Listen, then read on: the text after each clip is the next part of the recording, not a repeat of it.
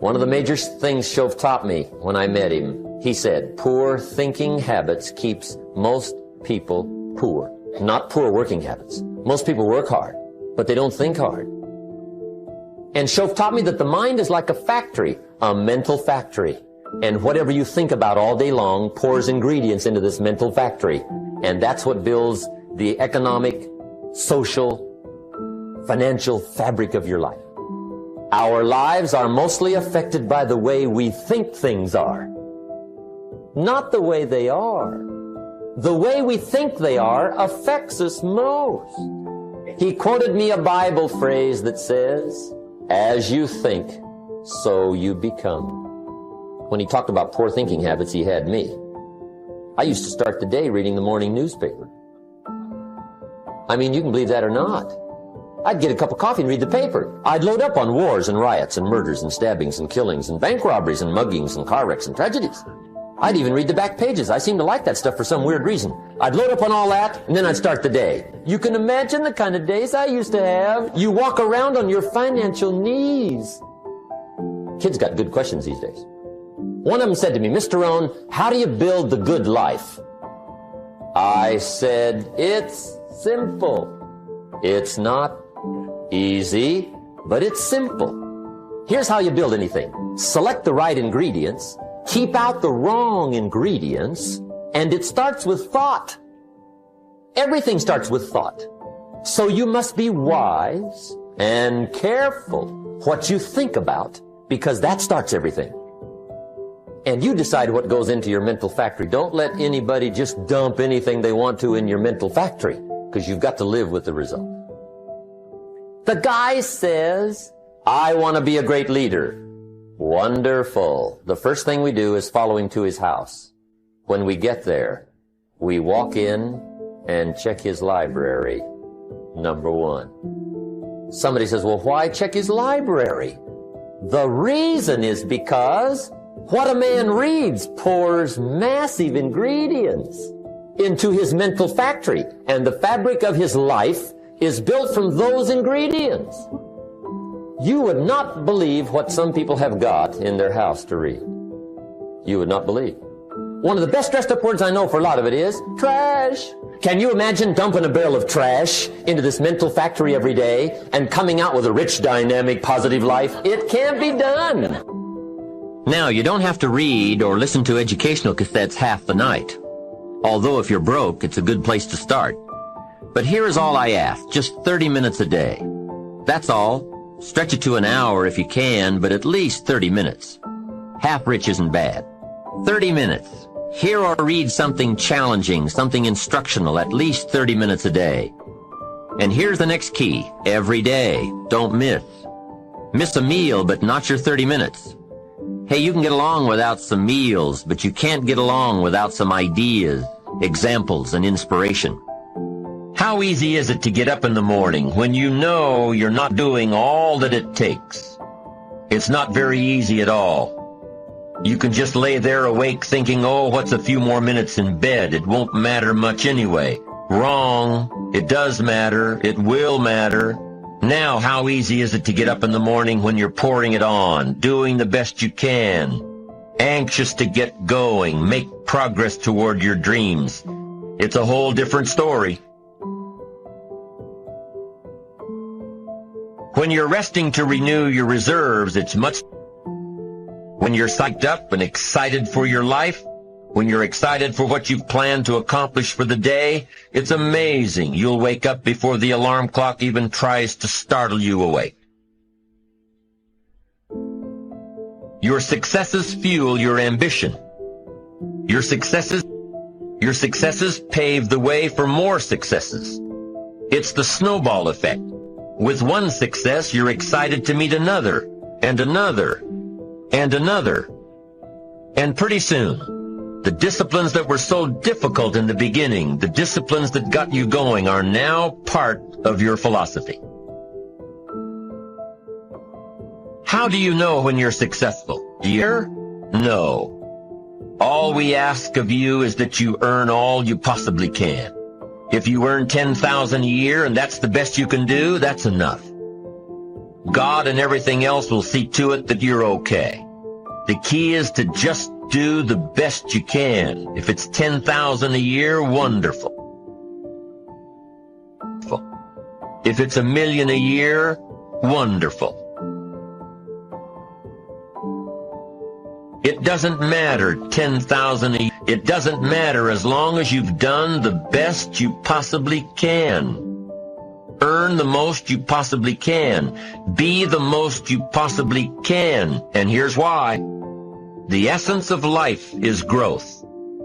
The essence of life is growth, to do the best you can. We keep growing until we're done. Get around successful people and listen. Now, you can also learn from unsuccessful people. Take notes on both, negative and positive. On the negative, the notes are called what not to do. And you got to learn what not to do as well as what to do. So learn from the negative as well as the positive. Find out what poor people read and don't read it. But now you can also learn from the positive. Get around successful people. Listen to what they say. Listen to how they say it. It's important. We've all got about 16 waking hours. Practice listening those 16 hours. And I say practice listening because listening isn't easy. I found out it's easier to talk than it is to listen. But if you will practice listening the 16 hours you're awake, sure enough, from surprising sources comes great ideas. Now, here's some of the best advice I've got for the whole evening. It won't get any better than this. This is it. Poor people ought to take rich people out to dinner and listen. That's some of the best I got. If a guy's not doing well, one of the first things he ought to do is find a guy that is doing well and offer to buy him his dinner. Spend $50, $60, $80, $100. Go for the full 9 course. Start him on the juices and hors d'oeuvres. Get him started talking. The salad takes 15 minutes. Keep it rolling. Biggest steak in town takes 45. Keep it rolling. Pour on the dessert. Stretch that meal out about 2 hours. If you get a successful person to eat and talk for 2 hours, they're liable to drop ideas in your lap, change your life. Multiply your income by 2, by 3, by 5. Let's say you're opening up a restaurant specializing in fresh seafood. You're all excited to get going, get the money coming in instead of it all going out. You're all excited. So because you're all excited, you want to open early. Your impatience gets the best of you. And so you do, open before your scheduled grand opening. Customers start coming in. They're all excited about this new great restaurant. And everybody wants some fresh seafood. They're all ordering fresh seafood from the menu. But now you panic. You haven't got any. You're not ready. The fresh seafood shipment won't come in for a week. Impatience has just killed the restaurant. Now let's say you've got a great new product that's scheduled to come out on the market in the next several months. Everything's going according to plan, so you start planning your ads, start planning big public relations events. You're so sure that it's going to happen that you set a date. The engineers told you that the product's not ready, but you're sure it will be. You start planning everything, invite lots of people, influential people, buyers of your product. You're so excited that you went ahead without the product actually being done. Come the week of the grand unveiling, the engineers come to you and say it still doesn't work. Your impatience just lost you credibility in the marketplace. That's number one. Be patient in knowing the difference between when the opportunity is right and when more work needs to be done. Here's number two. Remain alert, even if opportunity doesn't come right away. Make sure that your patience allows you to keep your eyes open and ready for opportunity. Keep looking. Be patient. Number three, keep preparing for opportunities, even if there's a delay. Even if things aren't going just the way you think they should, keep your disappointments at bay and keep getting ready for opportunities. Be prepared. Always be prepared. Don't let impatience allow you to give up. Number four, impatience. Take the little setbacks in stride. Take the little successes in stride. Don't let small disappointments discourage you. Don't let the little successes delude you. Avoid the emotional roller coaster that will always disrupt your plan. Number five, If you're waiting on the decisions of others, be patient. You cannot control the decision-making abilities of others. You cannot control their timing. If your project was to come up before the board in one meeting and time ran out, and they moved your project to the top of the agenda for the next meeting, be patient. Don't be frustrated about what you have no control over. And number 6, take a vacation from your ambition. If you've been working day after day, week after week, month after month without a break, take a vacation from your ambition.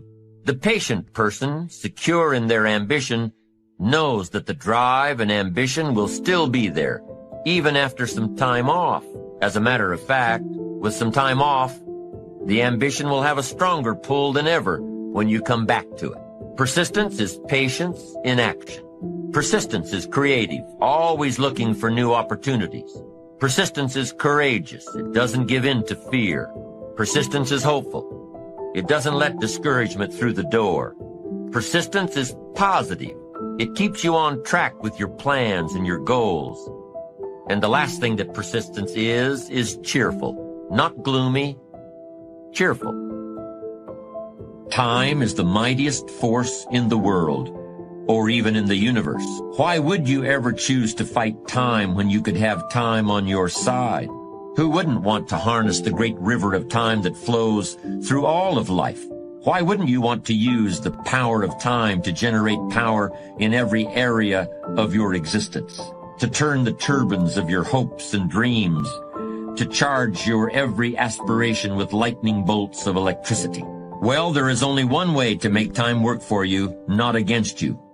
And that's with patience. True patience is more than just a waiting game. Patience doesn't mean you sit around hoping for something to happen. Patience is not a passive quality. Don't concentrate on things you can't influence. Instead, focus on things you can control. It's strange, but young people have a much more difficult time with patience than people who have more experience in the world. It seems like the older people get, the more able they are to wait, despite the fact that sometimes they have considerably less time to wait in. You could argue that older people ought to learn how to act quickly and decisively, while younger people need to learn how to wait.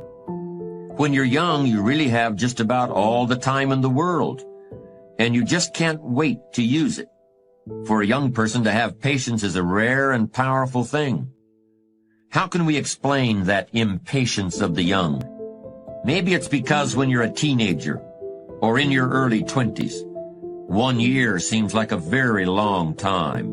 5 years seems like forever, and 10 years is almost more than you can possibly imagine. But more mature individuals can actually look back 10 or 20 or even 30 years. And they can use the knowledge they've gained to create patience and a sense of perspective. A patient man is always richer than the impatient one because the patient man can always afford to wait. The patient man is never desperate. The patient man has time to spare, while the man in a hurry is always on the verge of bankruptcy as far as time is concerned. In any situation you can think of, impatience is a source of weakness and fear, while patience is substance and strength. Here's the formula for success and the formula for failure. Here's the formula for failure. A few errors in judgment repeated every day. Why would we repeat an error in judgment another day? Here's why. Disaster doesn't usually fall on you at the end of that first day. If you suffer dire, disastrous consequences the first day of mistakes, see, we would quickly change. I mean, overnight, we'd be burning the midnight oil, how to avoid and change it all so that these disasters don't happen again. But failure is subtle. Failure just takes you down the road you really don't want to go, but it doesn't seem like the consequences are going to be severe at the end of the first day, at the end of the first week. But you can't let yourself get faked out. Now, here's the secret to success. A few simple disciplines practiced every day. Now you're on the road to success, and you can turn anything around.